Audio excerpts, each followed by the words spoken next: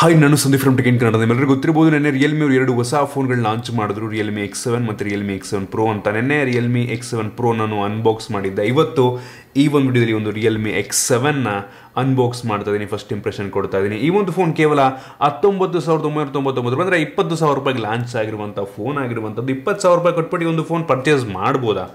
ಏನು ಚೆನ್ನಾಗಿದೆ ಇದ್ರ ಬಗ್ಗೆ ಕಂಪ್ಲೀಟ್ ಡೀಟೇಲ್ ತಿಳಿಸ್ಕೊಡ್ತಾರೆ. ಇದಕ್ಕಿಂತ ಮುಂಚೆ ನೀವು ನಮ್ಮ tech in Kannada YouTube channel subscribe ಮಾಡ್ಕೊಂಡಿಲ್ಲ ಅಂದರೆ ಸಬ್ಸ್ಕ್ರೈಬ್ ಮಾಡ್ಕೊಳ್ಳಿ ಮತ್ತು ಬೆಲ್ ಐಕಾನ್ ಕೂಡ ಕ್ಲಿಕ್ ಮಾಡ್ಬೋದು. ಮೊದಲಾಗಿ ಈ ಒಂದು ಫೋನನ್ನು ಅನ್ಬಾಕ್ಸ್ ಮಾಡಿ ಗಮನಿಸ್ತಾ ಇದ್ದರೆ, ಈ ಒಂದು ಫೋನ್ ಬಾಕ್ಸಿಂಗ್ಗೆ ಈ ರೀತಿ ಸಿಗ್ತಿರುವಂಥದ್ದು similar box X7 Pro box ಹೆಂಗಿತ್ತು ಅದೇ ಥರ ಇರುವಂಥದ್ದು ಈ ಒಂದು ಬಾಕ್ಸು.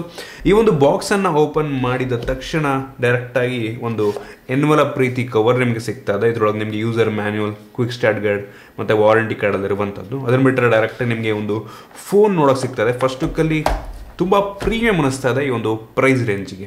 ಇನ್ನು ಇದನ್ನ ಬಿಟ್ಟರೆ ಈ ಒಂದು ಬಾಕ್ಸ್ಗಳು ನಿಮಗೆ ಒಂದು ಟ್ರಾನ್ಸ್ಪರೆಂಟ್ ಬ್ಯಾಕ್ ಕವರ್ ಸಿಗ್ತಾ ಇದೆ. ಒಂದು ಒಳ್ಳೆ ಕ್ವಾಲಿಟಿಯ ಬ್ಯಾಕ್ ಕವರ್ ಇದಾಗಿದೆ ಮತ್ತು ಈ ಒಂದು ಬಾಕ್ಸ್ ಒಳಗೇನೆ 50 ವ್ಯಾಟ್ನ ಫಾಸ್ಟ್ ಚಾರ್ಜಿಂಗ್ ಅಡಾಪ್ಟರ್ ಕೊಡ್ತಾ ಇರುವಂಥದ್ದು ಕ್ರೇಜಿ ಅಂತ ಹೇಳಕ್ಕೆ ಇಷ್ಟಪಡ್ತೀನಿ. 20,000 ಪ್ರೈಸ್ ರೇಂಜಲ್ಲಿ 50 ವ್ಯಾಟ್ನ ಚಾರ್ಜರ್ ಒಂದು ಒಳ್ಳೆಯ ವಿಷಯ. ಮತ್ತು ಈ ಒಂದು ಬಾಕ್ಸ್ ಒಳಗೆ ಒಂದು USB Type-C ಡಾಟಾ ಕೇಬಲ್ ಇರುವಂಥದ್ದು, Type-A ಇಂದ Type-C ಒಂದು ಒಳ್ಳೆ ಕ್ವಾಲಿಟಿಯ ಡಾಟಾ ಕೇಬಲ್ ಇದಾಗಿದೆ. ಇದನ್ನು ಬಿಟ್ಟರೆ ಒಂದು ಸಿಮ್ ಎಜೆಕ್ಟರ್ ಪಿನ್ ನಿಮಗೆ ಸಿಗ್ತಾ ಇದೆ. ಜೊತೆಗೆ ಒಂದು ಬಾಕ್ಸ್ ಒಳಗೆ ಒಂದು ಕನ್ವರ್ಟರ್ ಪಿನ್ ಕೊಟ್ಟಿದ್ದಾರೆ USB Type-C ಇಂದ 3.5mm ಹೆಡ್ಫೋನ್ ಜಾಕ್. ಸೊ ನಮಗೆ ಗೊತ್ತಾಗ್ತಿರುವಂಥದ್ದು ಈ ಒಂದು ಫೋನಲ್ಲಿ ಹೆಡ್ಫೋನ್ ಜಾಕ್ ಇಲ್ಲ ಅಂತ.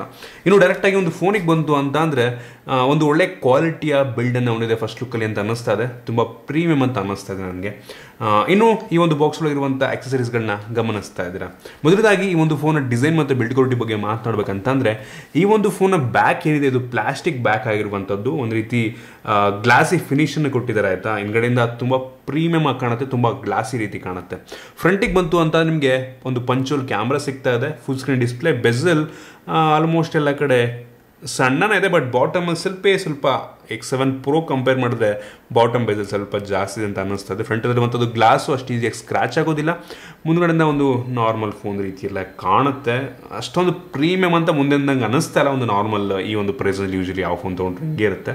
ಸೊ ಪರವಾಗಿಲ್ಲ ಮುಂದ್ಗಡೆಯಿಂದ. ಇನ್ನು ಹಿಂದಕ್ಕೆ ಬಂತು ಅಂತ ಅಂದರೆ ಆಗ್ಲಿಡ್ದಂಗೆ ಪ್ಲಾಸ್ಟಿಕ್ ಬ್ಯಾಗು, ನಿಮಗೆ ಹಿಂದ್ಗಡೆ ಟ್ರಿಪಲ್ ಕ್ಯಾಮ್ರಾ ಸೆಟಪ್ ಸಿಗ್ತಾ ಇರುವಂಥದ್ದು ಮತ್ತೊಂದು ಸಿಂಗಲ್ LED ಫ್ಲ್ಯಾಶ್ ಇದೆ. ಯಾವುದೇ ಫಿಂಗರ್ ಪ್ರಿಂಟ್ ಸೆನ್ಸಾರ್ ಹಿಂದೆ ಇಲ್ಲ. ಸೊ ಗೊತ್ತಾಗ್ತಿರುವಂಥದ್ದು ನಮಗೆ ಈ ಒಂದು ಫೋನಲ್ಲಿ in display fingerprint sensor ಇದೆ ಅಂತ. ಏನಕ್ಕೆ ಅಂದರೆ ಈ ಒಂದು ಫೋನಲ್ಲಿ ಅಮೋಲೆಡ್ ಡಿಸ್ಪ್ಲೇ ಇರೋದ್ರಿಂದ in display fingerprint sensor ಹಾಕಿದ್ದಾರೆ.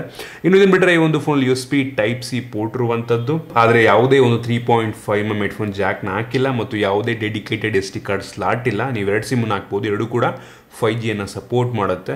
ಓವರಾಲ್ ಡಿಸೈನ್ ಮತ್ತು ಬಿಲ್ಡ್ ಕ್ವಾಲಿಟಿ ನಾನು ಪರವಾಗಿಲ್ಲ, ಒಂದು ಪ್ರೆಸೆನ್ಸ್ಗೆ ಚೆನ್ನಾಗಿದೆ. ಒಂದು ಗ್ಲಾಸ್ ಬ್ಯಾಕನ್ನು ನೀಡಬೇಕಾಗಿತ್ತು ಅಂತ ಅನಿಸುತ್ತೆ, ಬಟ್ ಈ ಪ್ರೈಸಲ್ಲಿ ಯೂಶಲಿ ಎಲ್ಲರೂ ಕೂಡ ಈ ಒಂದು ಪ್ಲಾಸ್ಟಿಕ್ ಬ್ಯಾಕನ್ನು ನೀಡ್ತಾರೆ. ಸೊ ಪರವಾಗಿಲ್ಲ ಅಂತ ಹೇಳ್ಬೋದು. ಓವರಾಲ್ ಡಿಸೈನ್ ನನಗೆ ಪರವಾಗಿಲ್ಲ, ಚೆನ್ನಾಗಿದೆ. ಲುಕ್ ವೈಸ್ ತುಂಬ ಚೆನ್ನಾಗಿ ಕಾಣುತ್ತೆ. ಒಂದು ಬ್ಯಾಕ್ ಕವರ್ ಅವರೇ ಕೊಟ್ಟಿದ್ದಾರೆ. ಸೊ ಹಿಂದ್ಗಡೆ ನೀವು ಸ್ಕ್ರ್ಯಾಚ್ ಆಗಲ್ಲ, ಹಾಕ್ಕೊಳ್ಳಿ. ಏನಕ್ಕೆ ಅಂದರೆ ಗ್ಲಾಸ್ ಬ್ಯಾಕಲ್ಲ ಸ್ಕ್ರ್ಯಾಚ್ ಆಗೋ ಸಾಧ್ಯತೆ ಇರುತ್ತೆ. ಇನ್ನು ಈ ಒಂದು ಫೋನ ಡಿಸ್ಪ್ಲೇ ಬಗ್ಗೆ ಮಾತನಾಡಬೇಕಂತಂದರೆ, ಈ ಒಂದು ಫೋನಲ್ಲಿ 6.4 ಇಂಚಿನ ಫುಲ್ HD ರೆಸಲ್ಯೂಷನ್ ಹೊಂದಿರುವಂಥ ಅಮೋಲೆಡ್ ಡಿಸ್ಪ್ಲೇ ಇರುವಂಥದ್ದು. ಈ ಒಂದು ಡಿಸ್ಪ್ಲೇ 60 ಹರ್ಟ್ಸ್ನ ಡಿಸ್ಪ್ಲೇ ಆಗಿರುವಂಥದ್ದು. ಅಟ್ಲೀಸ್ಟ್ 90 120 ಹರ್ಟ್ಸ್ ಡಿಸ್ಪ್ಲೇ ನೀಡಿದರೆ ಇನ್ನೂ ತುಂಬ ಚೆನ್ನಾಗಿರ್ತಿತ್ತು ಅಂತ ಅನ್ಕೋತೀನಿ. ಅಮೋಲೆಡ್ ಡಿಸ್ಪ್ಲೇ ಕ್ಲಾರಿಟಿ ತುಂಬ ಚೆನ್ನಾಗಿದೆ. ನನಗೆ ರಿಫ್ರೆಶ್ ರೇಟ್ ಕಡಿಮೆ ಆಗಿದ್ದೊಂದು ಬೇಜಾರಾಯಿತು. ನನ್ನ ಪರ್ಸ್ನಲ್ ಒಪಿನಿಯನ್ ಏನಪ್ಪ ಅಂತಂದರೆ, ಅದು IPS ಡಿಸ್ಪ್ಲೇ ಆಗಿದ್ರೂ ಪರವಾಗಿಲ್ಲ, ಸ್ವಲ್ಪ ರಿಫ್ರೆಶ್ ರೇಟ್ ಚೆನ್ನಾಗಿದ್ರೆ ಸ್ಮೂತ್ ಫೀಲ್ ಕೊಡುತ್ತೆ ನಿಮಗೆ. ಸೊ ಇದರಲ್ಲಿ ಅಮೋಲೆಡ್ ನೀಡಿದರೆ, ಕೆಲವು ಜನಕ್ಕೆ ಅಮೋಲೆಡ್ ಇಷ್ಟ ಆಗ್ಬೋದು IPSಗಿಂತ. ಸೊ ಅಂಥವ್ರಿಗೆ ಇಷ್ಟ ಆಗುತ್ತೆ, ಬಟ್ ರಿಫ್ರೆಶ್ ರೇಟ್ ಕಡಿಮೆ ಇರುವಂಥದ್ದು. ಇದು 600 ನಿಟ್ಸ್ ತನಕ ಪೀಕ್ ಬ್ರೈಟ್ನೆಸ್ಸನ್ನು ಪ್ರೊಡ್ಯೂಸ್ ಮಾಡುತ್ತೆ. ಬಿಸಿಲಲ್ಲಿ ಒಂದು ಲೆವೆಲ್ಗೆ ಬ್ರೈಟಾಗಿ ಕಾಣುತ್ತೆ. ಡಿಸ್ಪ್ಲೇ ಕ್ಲಾರಿಟಿ ಮಾತ್ರ ತುಂಬ ಚೆನ್ನಾಗಿದೆ, ಅದ್ರ ಬಗ್ಗೆ ತಿಳಿಸ್ಕೊಳ್ಳೋ ಅವಶ್ಯಕತೆ ಇಲ್ಲ. ಇನ್ನು ಈ ಒಂದು ಫೋನ್ ವೇರಿಯಂಟ್ಗಳ ಬಗ್ಗೆ ಮಾತನಾಡಬೇಕಂದ್ರೆ, ಸದ್ಯಕ್ಕೆ ಒಂದು ಫೋನ್ 2 ವೇರಿಯಂಟಲ್ಲಿ ಲಾಂಚ್ ಆಗಿರುವಂಥದ್ದು. ಒಂದು 6GB RAM ಮತ್ತು 128GB ಸ್ಟೋರೇಜ್, ಮತ್ತು ಇನ್ನೊಂದು 8GB RAM ಮತ್ತು 128GB ಸ್ಟೋರೇಜು. ಈ ಒಂದು ಫೋನ್ ಇರುವಂಥ ರ್ಯಾಮ್ ಬಂದ್ಬಿಟ್ಟು LPDDR4ನ ರ್ಯಾಮ್ ಆಗಿದೆ ಮತ್ತು ಸ್ಟೋರೇಜ್ ಬಂದ್ಬಿಟ್ಟು UFS 2.1ನ ಸ್ಟೋರೇಜ್ ಆಗಿದೆ. ಈ ಒಂದು ಪ್ರೈಸ್ ರೇಂಜಲ್ಲಿ UFS 2.2 ಕೂಡ ಸಿಗುತ್ತೆ, ಬಟ್ 2.1 ನೀಡಿದ್ದಾರೆ. 2.1 ಕೂಡ ಒಂದು ಲೆವೆಲಿಗೆ ಪರವಾಗಿಲ್ಲ, ಚೆನ್ನಾಗಿದೆ. ತುಂಬ ಫಾಸ್ಟಾಗಿ ಅಪ್ಲಿಕೇಶನ್ ಇನ್ಸ್ಟಾಲ್ ಆಗುತ್ತೆ, ಲೋಡ್ ಆಗುತ್ತೆ. ಸೊ ತೊಂದರೆ ಇಲ್ಲ, ಬಟ್ 2.2 ನೀಡಬೇಕಾಗಿತ್ತು ಅಂತ ನನ್ನ ಒಂದು ಅಭಿಪ್ರಾಯ. ಇನ್ನು ಈ ಒಂದು ಫೋನ್ ಇರುವಂಥ ಪ್ರೋಸೆಸರ್ ಬಗ್ಗೆ ಮಾತನಾಡಬೇಕಂತಂದರೆ, ತುಂಬ ಪವರ್ಫುಲ್ ಆಗಿರುವಂಥ ಪ್ರೋಸೆಸರ್ ಈ ಒಂದು ಫೋನ್ ಇರುವಂಥದ್ದು. ಈ ಒಂದು ಫೋನಲ್ಲಿ Dimensity 800U ಪ್ರೋಸೆಸರ್ ಇದೆ ಆಯಿತಾ. ಸೊ ಸಖತ್ ಪವರ್ಫುಲ್ ಆಗಿದೆ. ಯಾವುದೇ ಗೇಮನ್ನು ಬೇಕಾದ್ರೆ ನೀವು ಆಲ್ಮೋಸ್ಟ್ ಹೈ ಸೆಟ್ಟಿಂಗಲ್ಲಿ ಆಡ್ಬೋದು. ತುಂಬ ಸ್ಮೂತ್ ಆಗಿರುತ್ತೆ. ಯಾವುದೇ ಒಂದು ಅಪ್ಲಿಕೇಶನ್ ಯೂಸ್ ಮಾಡಿದ್ರು ಕೂಡ. ಇದನ್ನು ಸ್ನ್ಯಾಪ್ಡ್ರ್ಯಾಗನ್ ಪ್ರೋಸೆಸರ್ ಕಂಪೇರ್ ಮಾಡ್ತೀನಿ ಅಂತ ಅಂದರೆ, ಸ್ನ್ಯಾಪ್ಡ್ರ್ಯಾಗನ್ 765 750 ಪ್ರೊಸೆಸರ್ಗೆ ಆಲ್ಮೋಸ್ಟ್ ಈಕ್ವಲೆಂಟ್ ಆಗಿ ಪರ್ಫಾರ್ಮ್ ಮಾಡುತ್ತೆ. ಅದಕ್ಕಿಂತ ಸ್ವಲ್ಪ ಜಾಸ್ತಿ ಅಂಥದ್ದು ಬೆಂಚ್ ಮಾರ್ಕ್ ಸ್ಕೋರ್ನ ಕೊಡುತ್ತೆ. ಈ ಒಂದು ಫೋನ್ ಇದೆ, ಇದು ಸುಮಾರು 3,30,40,000 ರೇಂಜಲ್ಲಿ ಅಂಥದ್ದು ಬೆಂಚ್ ಮಾರ್ಕನ್ನು ನೀಡುತ್ತೆ. ಸೂಪರ್ ಅಂತ ಹೇಳಕ್ಕೆ ಇಷ್ಟಪಡ್ತೀನಿ ಆಯಿತಾ. ಹೇಳಿದ್ನಲ್ಲ, ತುಂಬ ಸ್ಮೂತಾಗಿ ಈ ಒಂದು ಪ್ರೈಸ್ಗೆ ಒಂದು ಒಳ್ಳೆ ಪ್ರೋಸೆಸರ್ ಆಯಿತಾ. ನಂಗೆ ಅನಿಸ್ತಂಗೆ ಈ ಒಂದು ಪ್ರೈಸಂಜಿಗೆ ತುಂಬ ಪವರ್ಫುಲ್ ಆಗಿರುವಂಥ ಪ್ರೋಸೆಸರ್ ಇದು ಅಂತ ಅನ್ಸುತ್ತೆ. ಬಟ್ ಆಲ್ಮೋಸ್ಟು ಈ ಒಂದು 750 ಅದಕ್ಕೆ ಬೆಲೆ ಸ್ವಲ್ಪ ಜಾಸ್ತಿ ಇರುತ್ತೆ. 750 ಅಥವಾ 765 ಪ್ರೋಸೆಸರ್ನ ಹೊಂದಿರುವಂಥ ನೀವು ಫೋನ್ ಪರ್ಚೇಸ್ ಮಾಡ್ತೀನಿ ಅಂತ ಅಂದರೆ 22, 23, 24, 25,000 ತನಕ ಎಲ್ಲ ಇದೆ ಆಯಿತಾ ಫೋನ್ಗಳು.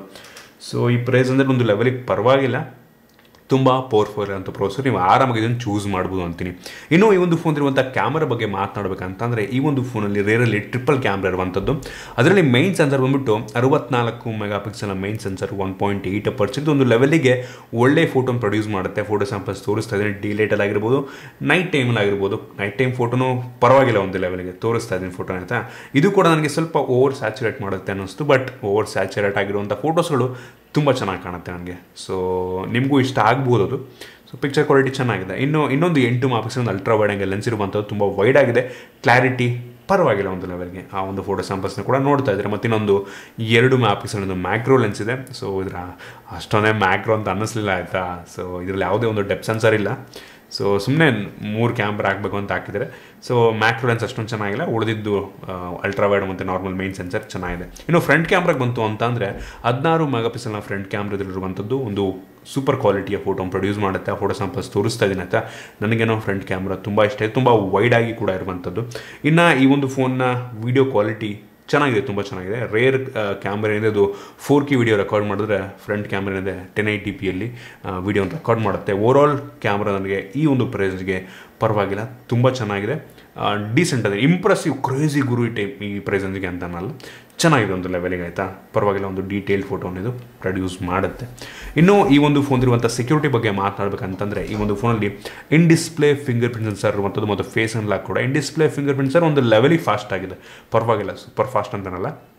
ಇದೊಂದು ಆಪ್ಟಿಕಲ್ ಇನ್ ಡಿಸ್ಪ್ಲೇ ಫಿಂಗರ್ ಪ್ರಿಂಟ್ ಸೆನ್ಸರು ಒಂದು ಲೆವೆಲಿಗೆ ಫಾಸ್ಟ್ ಆಗಿದೆ ಗಮನಿಸ್ತಾ ಇದ್ದಾರೆ. ಮತ್ತು ಫೇಸ್ ಅನ್ಲಾಕ್ ಅಂತೂ ಕ್ರೇಜಿ ಫಾಸ್ಟ್ ಆಗಿದೆ, ಇದ್ರ ಬಗ್ಗೆ ಎರಡನೇ ಮಾತೇ ಇಲ್ಲ. ಇನ್ನು ಬ್ಯಾಟ್ರಿ ಬಗ್ಗೆ ಮಾತನಾಡಬೇಕಂತ ಈ ಒಂದು ಫೋನಲ್ಲಿ 4310 mAh ಕೆಪಾಸಿಟಿಯ ಬ್ಯಾಟ್ರಿ ಇರುವಂಥದ್ದು. ಇನ್ನೊಂದು ಸ್ವಲ್ಪ ಜಾಸ್ತಿ ನೀಡಬೇಕಾಗಿತ್ತು ಅಂತ ನನಗನ್ಸುತ್ತೆ. ಅಟ್ಲೀಸ್ಟ್ 4,500 ಇಡಬೇಕಾಗಿತ್ತು. 4,300 ಕೂಡ ನಾಟ್ ಬ್ಯಾಡ್. ಇದನ್ನು ಕಾಂಪನ್ಸೇಟ್ ಮಾಡೋದಕ್ಕೆ ಒಂದು ಫೋನ್ನ ಬಾಕ್ಸ್ ಒಳಗೆ 50 ವ್ಯಾಟ್ನ ಫಾಸ್ಟ್ ಚಾರ್ಜಿಂಗ್ ಅಡಾಪ್ಟರ್ ನೀಡಿದ್ದಾರೆ. 50 ವ್ಯಾಟು ಪರವಾಗಿಲ್ಲ ಒಂದು ಲೆವೆಲ್ಗೆ. ಆದರೆ ಈ ಒಂದು ಫೋನು 65 ವ್ಯಾಟ್ನ ಫಾಸ್ಟ್ ಚಾರ್ಜರ್ನ ಸಪೋರ್ಟ್ ಮಾಡುತ್ತೆ. ಆದರೆ ಬಾಕ್ಸಲ್ಲಿ ಮಾತ್ರ 50 ವ್ಯಾಟ್ ನೀಡಿರುವಂಥದ್ದು. ಸೊ ಒಂದು ಒಳ್ಳೆ ವಿಷಯ ಆಯಿತಾ. ನಿಮ್ಮ ಹತ್ರ ಏನಾದರೂ 65 ವ್ಯಾಟ್ನ ಫಾಸ್ಟ್ ಚಾರ್ಜ್ ಇದೆ ಅಂತಂದರೆ ಆರಾಮಾಗಿ ಅದನ್ನು ಕೂಡ ನೀವು ಯೂಸ್ ಮಾಡ್ಬೋದು.